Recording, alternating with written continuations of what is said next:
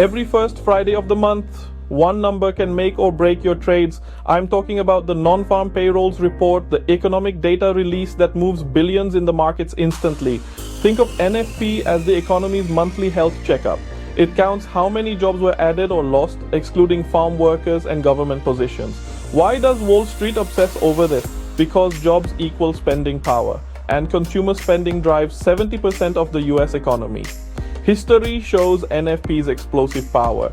May 2020 economists predicted 8 million job losses, but we gained 2.5 million jobs instead. The Dow rocketed 900 points in minutes. March 2023, a week 236,000 jobs added when 250,000 were expected, crashed the dollar and sent gold soaring. Let's look at more NFP moments that shook the markets. In February 2016, a strong NFP report sent the US dollar soaring, while stocks dipped as traders feared faster rate hikes. December 2018's weak NFP number triggered a stock sell-off, as investors worried about a slowing economy. And in April 2021, a huge miss in job numbers surprised everyone, causing wild swings in both the dollar and gold. Over the years, NFP releases have triggered huge moves not just in stocks, but also in Forex and gold. For example, a strong NFP often boosts the US dollar and hurts gold, while a weak report can send the dollar down and gold up. Traders have noticed that the initial reaction can reverse within hours, so it's important to watch for these patterns.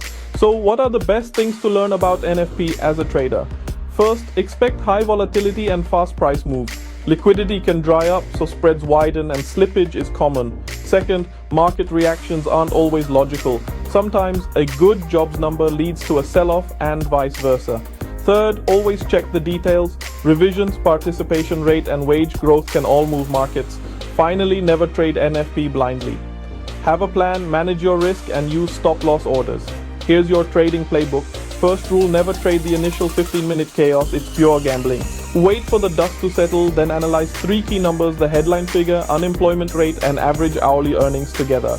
Pro strategy, watch for revisions of previous month's data. They're often more market moving than the headline. And remember, a bad jobs number can actually boost stocks if it means the Fed might cut interest rates. Here are more tips for trading NFP safely. Here's a simple NFP trading checklist for beginners. 1.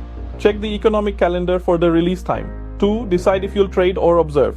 3. If trading, set your stop loss and position size before the event.